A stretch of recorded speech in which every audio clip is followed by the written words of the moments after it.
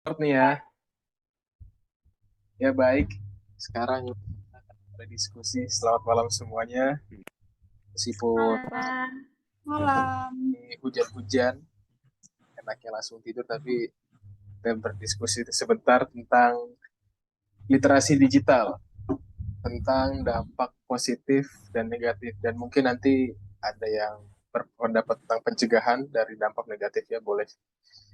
Silakan siapa yang mau menyampaikan duluan tentang dampak negatif dunia digital saat ini? Ada?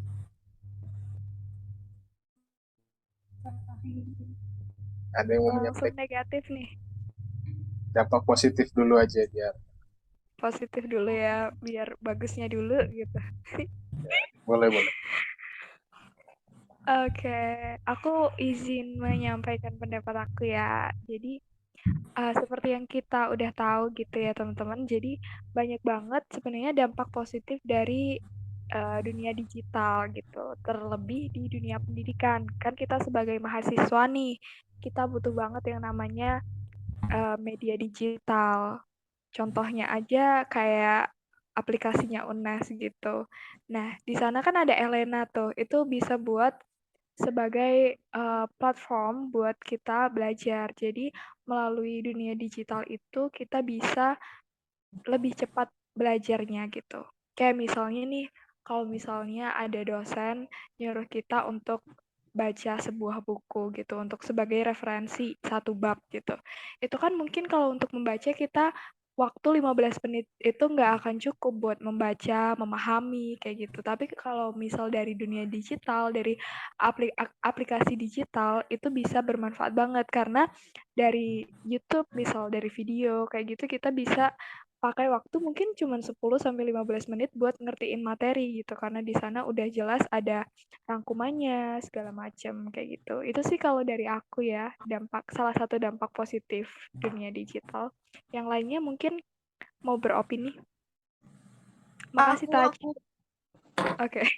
Coba Deborah apa Deborah? dampak positifnya itu bisa menghemat waktu.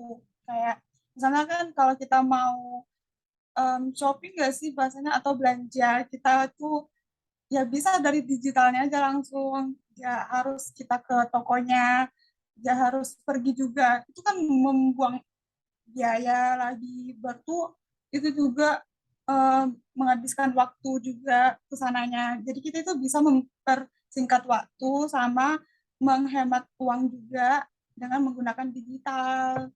Ya, sekian yang bisa saya sampaikan. Ya, itu. Ada yang mau menambahkan lagi? Mungkin Silda, dampak positifnya ada yang mau ditambahkan atau cukup segini aja? Cukup segitu aja dulu. Oke. Yes. Dunia digital ini memang seperti dua sisi koin. Ada positifnya dan juga ada negatifnya. Tadi disebutkan bahwa positifnya belajar bisa lebih cepat, bahkan ada e-commerce sekarang, jadi orang belanja dari rumah pun bisa menghemat waktu, biaya, dan segala macam. Tapi di samping itu juga tetap ada dampak negatif dari dunia digital ini. Ada yang mau berpendapat tentang dampak negatif dunia digital saat ini? Aku, Ya, silahkan.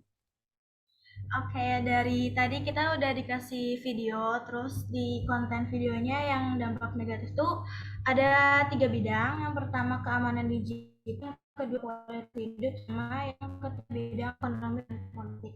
Aku mau ngasih opini tentang yang keamanan digital. Keamanan digital tuh sekarang rawan banget kali ya, karena data pribadi seseorang tuh dengan gampang terekspos, tersebar ke ke dunia digital. Kayak apalagi kalau misalnya kita contohnya kayak download dari situs ilegal, kayak download lagu atau download film, itu yang ke download tuh bukan cuman film sama lagunya doang kan, pasti ada virus-virus, ada file-file, ada aplikasi yang bisa membahayakan laptop kita atau HP kita kayak gitu. Jadi emang digital tuh emang ada positifnya banyak, tapi negatifnya juga kita perlu waspada. Jadi makanya kalau misalnya kita menjelajah dunia digital, kita juga harus aware sama apa yang kita cari, apa yang kita download, apa yang ada di apa sih perangkat digital kita kayak gitu. Mungkin segitu dari aku. Baik, mungkin sedikit menambahkan saja tentang dampak negatif dari dunia digital, yaitu tadi sedikit udah disinggung masalah keamanan. Jadi ya di dunia digital ini karena semakin besar, semakin banyak orang yang menggunakannya, sudah pasti ada oknum-oknum yang memanfaatkan hal tersebut. Mungkin tadi Filda menyinggung bahwa ketika kita download dari situs yang mungkin bajakan atau cracknya gitu kan, tiba-tiba bisa mempengaruhi atau membuat rusak HP atau laptop, itu mungkin masih dampak yang lumayan ringan. Yang lebih beratnya lagi adalah pencurian data pribadi. Kita masuk ke situs atau web, mungkin kalau waktu pas pandemi kemarin ada link gitu disebar di WhatsApp group ya kan, tentang klik link ini untuk mendapatkan kuota segini dari Kemendikbud, padahal isinya nggak jelas. Nah itu berbahaya. Bisa saja isinya itu ada virus, trojan, worm, dan lain-lain seperti itu. Data kita diambil, kemudian yang lebih berbahaya lagi dimanipulasi, dibuat hal-hal yang negatif.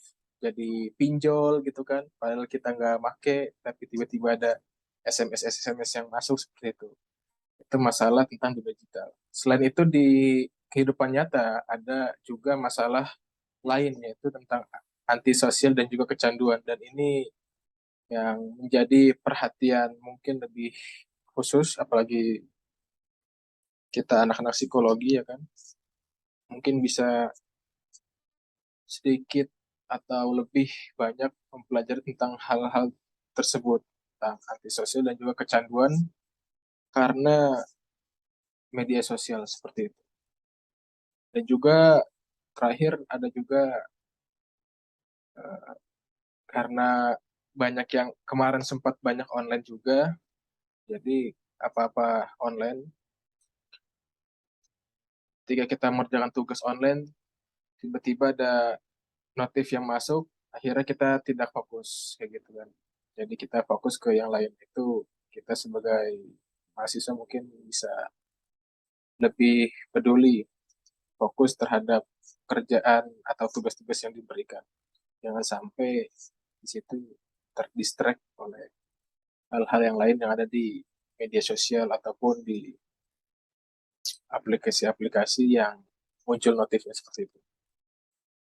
Itu adalah sedikit pemaparan tentang dampak negatif dan positif. Kira-kira di sini dari dampak positifnya ada yang punya pendapat mungkin tentang pencegahan ataupun yang lainnya? Kalau ada silahkan langsung di unmute saja mic-nya. Ada? Baik, tidak ada. Begitu mungkin saya akan sedikit menambahkan tentang pencegahan. Ya, pencegahannya balik lagi ke kesadaran diri masing-masing ya. Kalau dari dampak negatif tadi seperti virus trojan yang kita masuk ke web, ke suatu web atau pencet link yang nggak jelas tiba-tiba bisa muncul virus, ya kembali lagi ke kesadaran diri masing-masing. Ya itu harus lebih waspada dan jangan mudah percaya dengan link-link yang mungkin di situ mencurigakan. Dan juga selain waspada terhadap link tersebut, jangan juga ada link itu mungkin tujuannya baik untuk memberitahukan orang lain, misalkan hadiah dapat 100 juta lah atau apa.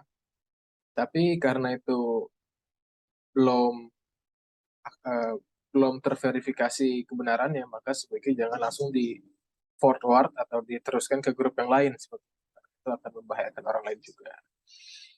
Dan untuk masalah di kehidupan nyata di real life-nya, kecanduan atau antisosial, Berarti kita harus memperbanyak kegiatan di luar ruangan. Bisa mungkin ikut organisasi ataupun ikut kegiatan yang lainnya agar kita sebagai manusia ya bisa bersosialisasi langsung kepada orang lain seperti itu.